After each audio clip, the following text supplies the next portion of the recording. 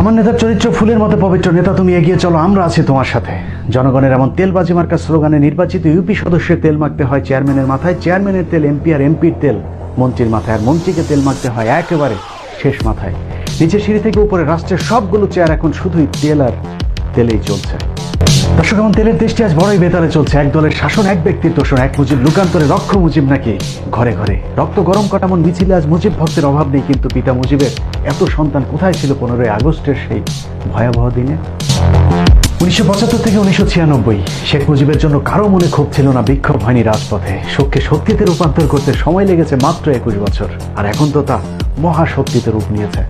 শক্তিমানদের মুজিবের প্রতি ভক্তি এখন অনেকটাই বিরক্তির পর্যায়ে পৌঁছেছে, কিন্তু এ সবই কি মুজিবের প্রতি ভালোবাসা, নাকি মুজিবকে বিক্রি করে তারপর নিজেদের পকেট ভরবার আশা?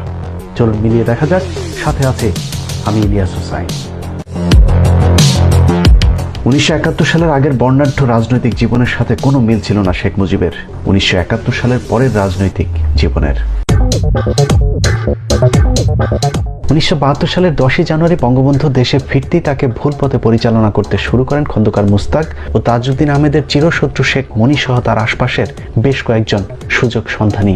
তাজউদ্দিন আহমেদের মেয়ে শারমিন আহমেদের লেখা তাজউদ্দিন আহমেদ নেতা ও পিতা বইয়ের 104 নম্বর পৃষ্ঠার তথ্য অনুযায়ী শেখ মুজিব 10 তারিখে দেশে ফিরে যখন ট্রাকে করে রেসকোর্স ময়দানের দিকে যাচ্ছিলেন, ঠিক সেই সময় হঠাৎ মুজিব কাকু আব্বুর কানের কাছে মুখ নামিয়ে বললেন, তাজউদ্দিন,